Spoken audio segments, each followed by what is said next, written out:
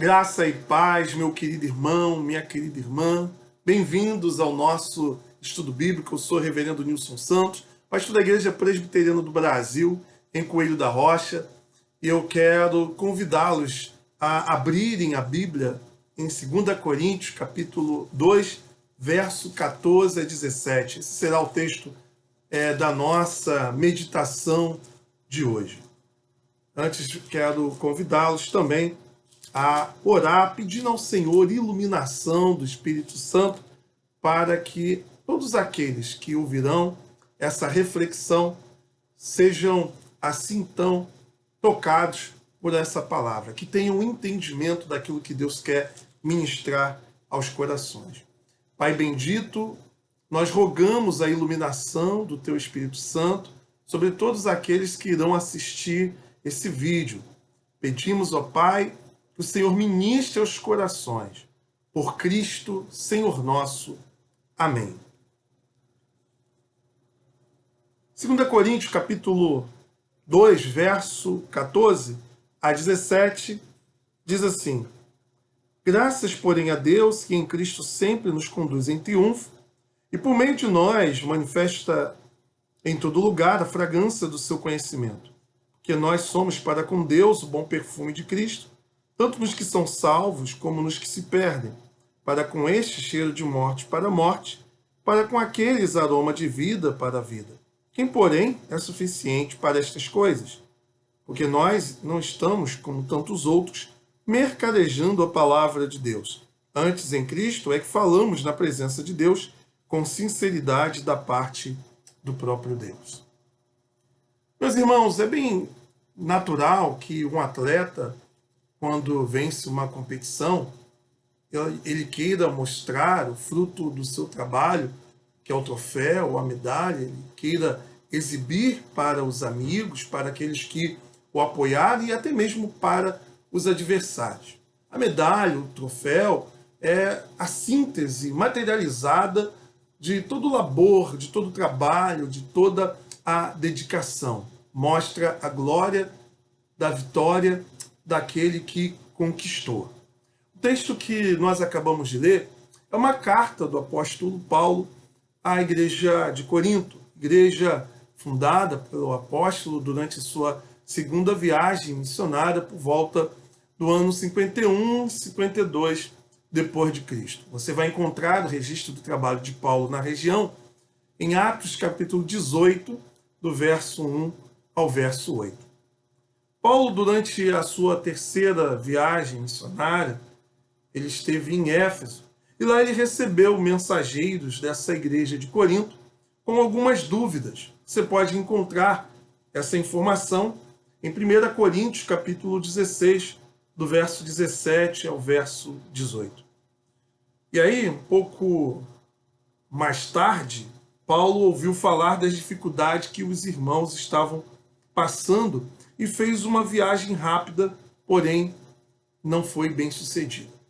Vamos aqui abrir um parêntese para meditar um pouquinho, ou pensar, melhor dizendo, nas questões que Paulo teve que responder em relação aos problemas que os irmãos estavam passando na igreja de Corinto. Quando você olha a carta aos Coríntios, e eu te desafio a fazer a leitura dessa carta, de toda ela, você vai ver que a igreja de Corinto era uma igreja que tinha uma riqueza de dons espirituais. Porém, era uma igreja com sérios problemas de disciplina. Havia uma pessoa que tinha relação sexual com a própria madrasta e a igreja não disciplinava, não fazia nada. Havia também ali pessoas que estavam colocando irmãos na justiça secular. Além desses problemas de ordem moral, você tinha também problemas na própria liturgia. As pessoas, elas estavam fazendo com que o culto fosse completamente desorganizado. Todo mundo falava ao mesmo tempo, manifestava os dons espirituais ao mesmo tempo, sem que houvesse uma edificação do corpo de Cristo. A ceia, por exemplo, naquela época havia uma refeição que antecedia a celebração do corpo e sangue de Cristo. Cada um que chegava trazia o seu próprio alimento, e na igreja de Corinto o que estava acontecendo é que as pessoas não estavam esperando umas pelas outras. Ou seja, aquele que de repente tinha uma maior posse, poderia chegar mais cedo para poder assim então se unir aos demais irmãos, já levava a sua refeição e consumia, de modo que aquele que chegava depois já não tinha mais nada para comer, aquele mais simples, que tinha um poder aquisitivo mais baixo. Então existiam pessoas que estavam saindo daquela celebração, daquele momento de comunhão, embriagadas, estavam comendo de uma maneira a praticarem a glutonaria. E Paulo chama a atenção disso. Havia também subordinação das mulheres, havia questões também ligadas à carne sacrificada, a ídolos, enfim. Era uma igreja extremamente complicada, além da questão de partidarismo. Uns diziam que era de Cefas, outros diziam que era de Paulo, outros se achavam mais espirituais, diziam que era de Cristo, enfim. Paulo, então, ele escreveu essa primeira carta, respondendo diversas questões, e aí, então, quando ele fez uma visita à igreja de Corinto, ele foi mal recebido. Existia ali naquela comunidade alguns mestres, alguns que se intitulavam apóstolos, que eram contrários ao ministério do apóstolo Paulo. Então, ao ser mal recebido, e Paulo, assim então, ele escreve uma carta e pede para Tito levar, e Paulo aguardava uma resposta, um feedback de Tito para, assim então, perceber o quanto que aquela igreja estava caminhando debaixo da orientação apostólica, debaixo do pastoreio do seu fundador. Vamos aqui analisar, por exemplo, os versos que antecederam essa parte que foi lida. Verso de número 12 e também verso de número 13. 12 e 13 diz assim: Ora, quando cheguei a Troade para pregar o evangelho de Cristo, e uma porta se me abriu no Senhor. Não tive, contudo, tranquilidade no meu espírito, porque não encontrei o meu irmão Tito. Por isso, despedindo-me deles, parti para a Macedônia. Aqui nós encontramos Paulo lamentando por não ter encontrado Tito, pois Tito ele havia levado uma carta repreendendo o comportamento ruim da igreja. Alguns denominam esta carta de carta severa, que foi a segunda carta. Portanto, essa que nós lemos aqui, na verdade, é a terceira carta. A segunda carta ela foi perdida. Nesta carta, Paulo ele chama de forma muito veemente a atenção da comunidade. E ele contava em encontrar Tito, mas o texto na narrativa diz que Paulo ele ficou muito triste, né, por não ter a sua expectativa satisfeita. E aí ele vai voltar a falar sobre essa questão do encontro dele com Tito no capítulo 7, no verso 5, quando ele vai dizer assim: Porque chegando nós à Macedônia, nenhum alívio tivemos, pelo contrário, em tudo fomos atribulados, lutas por fora, temores por dentro, porém Deus que conforta os abatidos nos consolou com a chegada de Tito. Então você vê que do verso 14 do capítulo 2 em diante, até 7, verso 5, Paulo ele não comentou daquela narrativa que ele estava lamentando e retoma então aqui o assunto de acordo conforme que nós fizemos a leitura. Nos deparamos então no verso 14, Paulo sendo tomado, né, pelo Espírito Santo de uma maneira a expressar a sua gratidão pela obra que Deus realizou em sua vida. É como se Paulo estivesse escrevendo a carta, lamentando, né, por aquilo que aconteceu, e de repente Deus toma ele de tal modo que ele esquece a lamentação, esquece tudo e fala da maravilhosa obra de Deus em sua vida. Paulo recebe a notícia de Tito que a igreja acatou as orientações apostólicas e Paulo assim então escreve esta terceira carta, que para nós é a segunda, agradecendo a Deus, né, pela vida daqueles irmãos que acataram a sua palavra e reforçando a sua autoridade junto àquela igreja, porque ainda havia um grupo pequeno de falsos mestres que acusavam Paulo, difamavam Paulo de várias coisas para tentar enfraquecer a figura apostólica, a influência de Paulo sobre aquela comunidade. Nós vamos meditar aqui, no dia de hoje, sobre exatamente essa graça de Deus que Paulo começa a descrever do verso 14 a verso 17, que tem a ver com o triunfo de Cristo. Esse é o tema da nossa meditação, o triunfo de Cristo. E possui aqui, assim então, 3 aspectos que eu quero apresentá-los. A primeira verdade sobre o triunfo de Cristo é a verdade de que o triunfo de Cristo revela a vitória da graça de Deus sobre o pecado. E para nós melhor entendermos isso, é importante apresentarmos o modo como o apóstolo Paulo, ele trabalha o assunto, ele evoca a imagem de algo que era comum na sua época. No período em que Paulo viveu, um general romano, quando ele fazia uma campanha e saía vitorioso, dependendo, né, do grau daquela vitória, ele tinha direito a fazer o desfile triunfal, né? Ele fazia o chamado cortejo triunfal.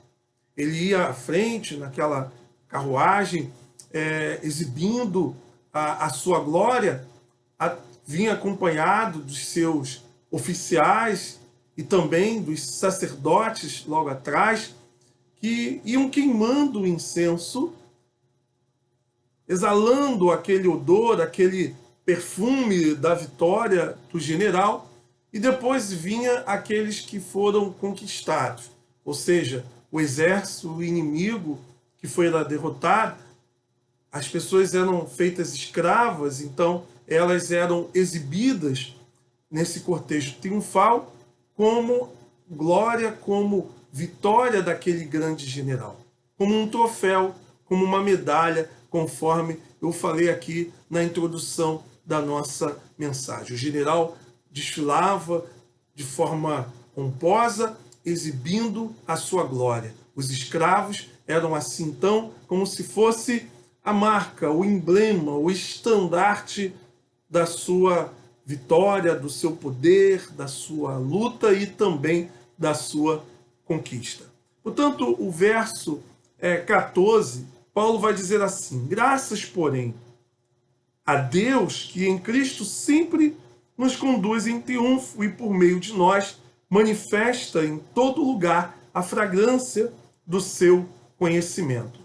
Há uma tradução aqui que eu gosto nesse verso, que é a da NTLH, embora não seja uma tradução com alto nível, né, de análise crítica, está mais para quase que uma interpretação, mas nesse verso aqui, eles foram precisos em relação à tradução do texto no seu sentido original. Ele diz o seguinte: mas dou graças a Deus, porque unidos com Cristo somos sempre conduzidos por Deus como prisioneiros no desfile da vitória de Cristo. Então, geralmente, as pessoas quando fazem a leitura desse texto, têm a ideia, têm a imagem de que Paulo coloca os crentes como participantes da vitória de Cristo, no que tange nessa imagem que eu pintei aqui para vocês, como se eles fossem os oficiais que, juntamente com Cristo, são vitoriosos. Porém, a expressão que aparece aqui nesse texto, no grego, que é theombeontes, é uma expressão que dá a ideia não de que nós somos vitoriosos com Cristo, mas que Cristo é vitorioso sobre nós. Deus em Cristo sempre nos conduz em cortejo triunfal. Ele nos conduz não como se nós estivéssemos com Ele, mas Ele nos conduz como prisioneiros dele, como aqueles que foram vencidos por Ele. A ideia é que Deus faz de nós um espetáculo, né, da sua vitória. Nesse sentido, né, nós olhamos para esse texto com essa imagem de que fomos vencidos, fomos derrotados, e agora Deus usa aqueles que foram derrotados num cortejo triunfal como símbolo, como medalha, como emblema, como troféu da sua glória. Paulo sempre usa essa ideia de que foi vencido pela graça de Cristo. É interessante que muitas pessoas têm dificuldade, talvez, de aceitar essa ideia de que Paulo está se colocando como um escravo de Cristo. Mas quando nós vamos estudar as Sagradas Escrituras, nós percebemos em vários textos bíblicos que Paulo se coloca nessa condição. Por exemplo, você vai ver em Romanos capítulo 1, verso 1, Paulo usando a expressão servo de Cristo. Paulo, servo de Cristo. A palavra servo, né, pode ser melhor traduzida por escravo, conforme o comentarista bíblico William Barclay.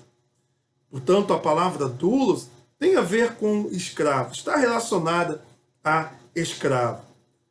E é interessante aqui que no mundo antigo, a escravidão ela não era semelhante à escravidão da sociedade ou do mundo moderno, que tem a ver com a questão racial. A escravidão no mundo antigo, ela se dava ou por um exército derrotado, que era feito assim então escravo, ou por dívida. Uma pessoa que não tinha como pagar uma dívida, ela se tornava assim então escrava. Paulo, ele se coloca como escravo, e o crente, de duas maneiras, dessas duas maneiras, ele pode ser apresentado como escravo. Por exemplo, quem era Paulo antes da conversão? Era um inimigo de Deus, era um inimigo do Evangelho, era alguém que militava contra Deus. Tanto é que Cristo, quando aparece para ele no caminho de Damasco, Cristo fala: Saulo, Saulo, por que me persegues? Ou seja, Saulo, ele estava numa grande cruzada contra o nosso Senhor e Salvador Jesus Cristo, pois quando ele perseguia a igreja é o corpo de Cristo, ele estava perseguindo o próprio Cristo. Mas Deus triunfou sobre Paulo. A graça de Deus foi maior do que o pecado, a obstinação do apóstolo Paulo. Mas Paulo também, 1 Coríntios 6,20, ele fala que nós fomos comprados pelo sangue de Cristo. Ou seja, nós tínhamos uma grande dívida impagável, porque nós não tínhamos como pagar. Porém, como Cristo derramou o seu sangue por nós, ele nos resgatou, ele nos comprou. Portanto, todos nós cristãos, nós somos escravos de Cristo Jesus, tanto no sentido de que Deus nos comprou por meio do sangue do seu Filho, pois tínhamos uma grande dívida, como também nós podemos assim ser considerados antes da nossa conversão como um inimigo de Deus, como alguém que pertencia a um exército inimigo e que com o nosso pecado, com a nossa rebeldia, nós lutávamos contra o Senhor. Agostinho de Hipona, o grande teólogo do quarto século, ele disse o seguinte: quanto mais servo de Cristo somos, mais livres nos sentimos. Ser escravo de Cristo é ser rei. Ser escravo de Cristo é o caminho para a liberdade perfeita. Porque somos escravos de Cristo, somos livres da penalidade da escravidão e da degradação do pecado. Deus nos venceu. Deus venceu o nosso coração endurecido. Nós vivíamos uma vida errante. Você que teve uma experiência de viver no mundo, uma vida errante, uma vida completamente fora do propósito de Deus. Como que você era? Como que você pensava a questão do evangelho, da igreja, das coisas de Deus? O que você estaria fazendo hoje se a graça não tivesse te alcançado? É lógico, é claro que se a graça de Deus não vem sobre nós, nós vivemos de acordo com as nossas paixões, com a inclinação do nosso coração, dominado, por um coração ávido pelo pecado, um coração obstinado por aquilo que não tem a ver com Deus, que não tem a ver com as coisas espirituais. Mas nós precisamos compreender que é a graça de Deus que vem ao nosso encontro, que quebra o nosso coração de pedra, que coloca um coração de carne, nos tornamos escravos de Cristo. E ser escravo de Cristo, como disse Agostinho, é viver a verdadeira liberdade. Quando nós não somos escravos de Cristo, nós somos escravos de um coração inclinado para o mal. Nós somos escravos dos vícios, nós somos escravos de tantos males que estão presentes nesse mundo, que está presente no coração do homem sem Deus. A segunda verdade que o texto nos mostra, nos revela, está na continuação do verso 14, quando ele vai dizer: graças, porém, a Deus, que em Cristo sempre nos conduz em triunfo, e por meio de nós manifesta em todo lugar a fragrância do seu conhecimento. Porque nós somos para com Deus o bom perfume de Cristo, tanto nos que são salvos, como nos que se perdem. Para com estes, cheiro de morte para a morte, para com aqueles, aroma de vida para a vida. Quem, porém, é suficiente para estas coisas. Aqui é interessante que o texto vai nos mostrar, vai nos levar novamente para aquela imagem do cortejo triunfal. Os sacerdotes que acompanhavam o cortejo triunfal, eles iam queimando o incenso. E o incenso, o cheiro, o aroma, ia tomando os lugares por onde eles passavam. E aqueles que faziam parte do exército inimigo, aqueles que eram contrários ao general, o cheiro daquele aroma era cheiro de morte para a morte. Muitos seriam sacrificados no templo de Júpiter, mas para aqueles que estavam ao lado do general, era cheiro de vida para a vida. O que Paulo está aqui colocando para nós é que ele, como escravo de Cristo, ele é conduzido nesse cortejo triunfal de Cristo. A sua vida proclama a glória, a vitória desse grande general.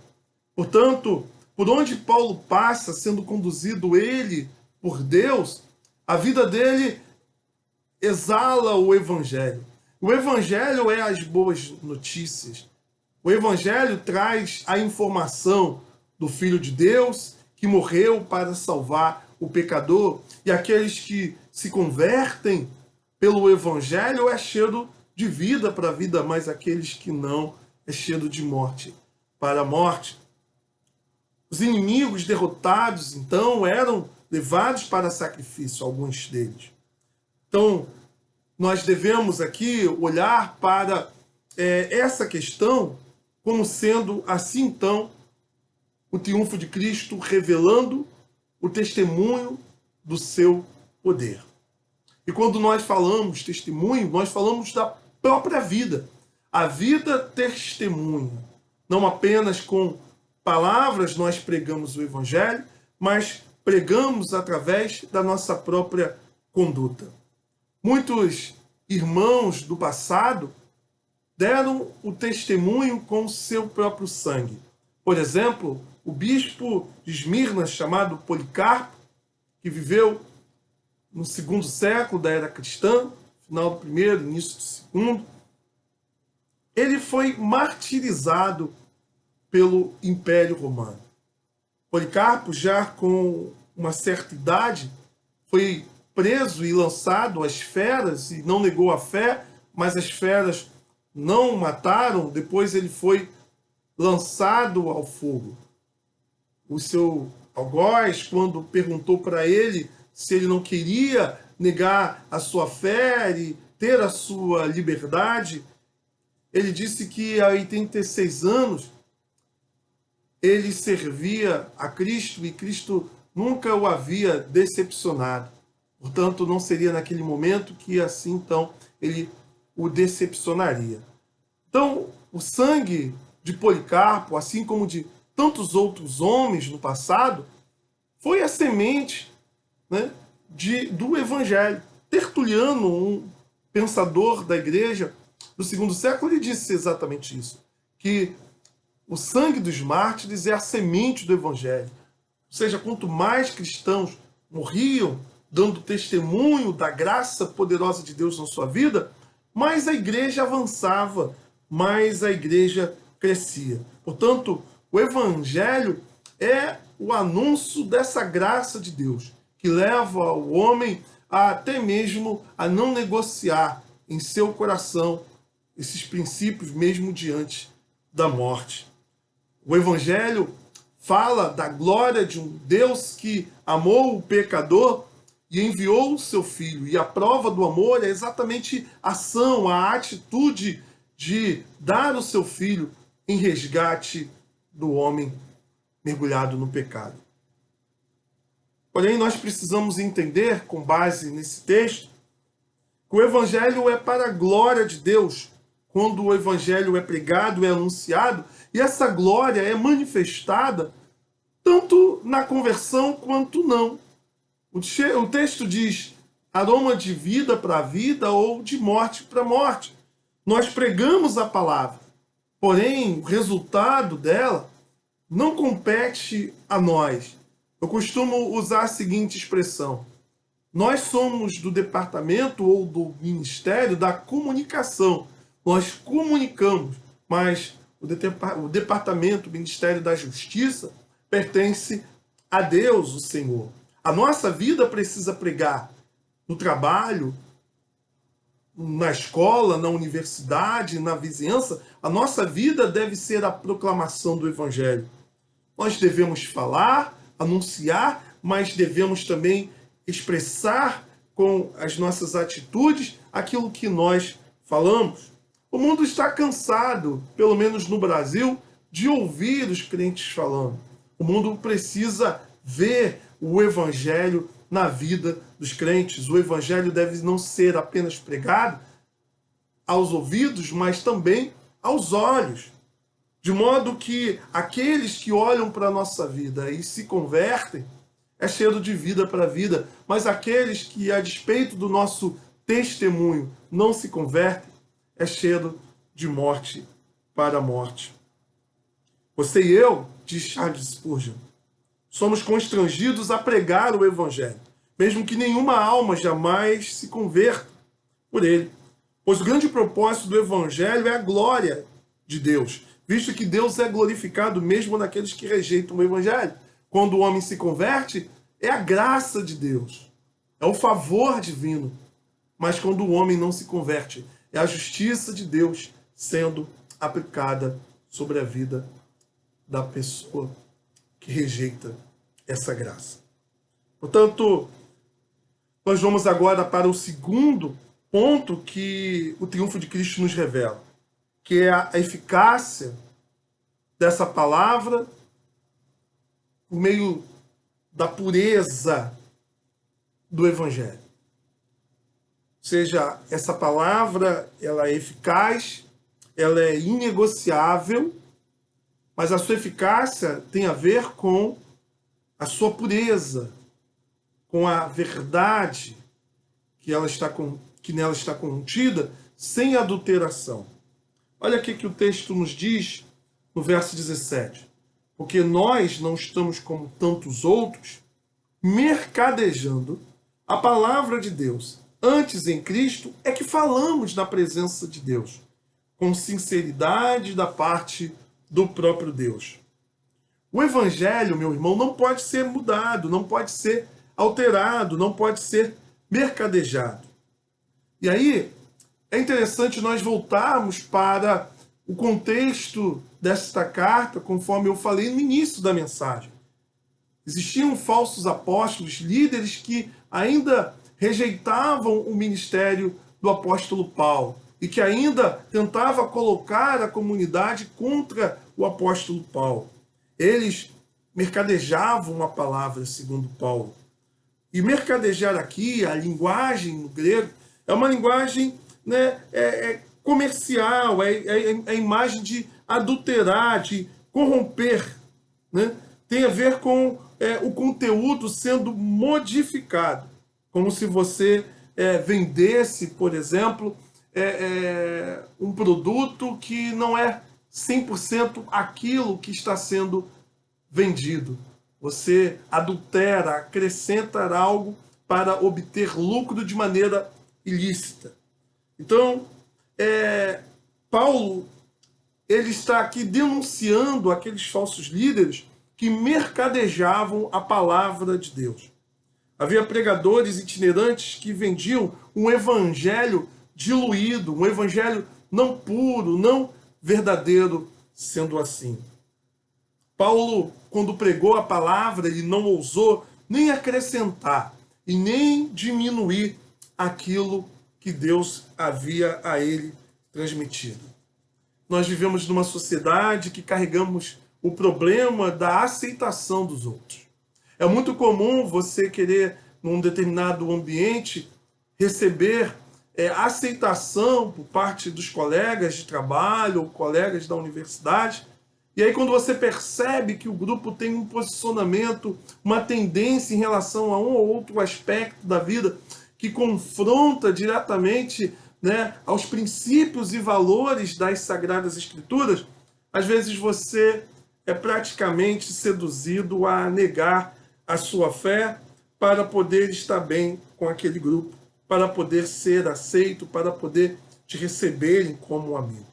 A sociedade atual que nós vivemos, ela é uma sociedade hedonista, em que o prazer é colocado como a medida de todas as coisas. É uma sociedade que foca nos resultados, não está tão interessado naquilo que é certo, mas naquilo que dá certo. É uma sociedade materialista, onde a economia quase que virou um ente, quase que virou uma pessoa. Nós focamos em resultados, focamos no prazer que as coisas proporcionam, nós focamos no materialismo. O valor das pessoas está naquilo que elas têm, não naquilo que elas são. É uma sociedade adoecida, de valores invertidos.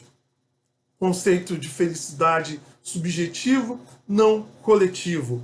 Sendo assim, pregar o evangelho santo, puro, genuíno, num contexto que nós nos deparamos como esse, é um grande desafio para todos nós, pastores, líderes, presbíteros, irmãos e irmãs que vivem a sua vida no cotidiano e que precisam testemunhar desse evangelho.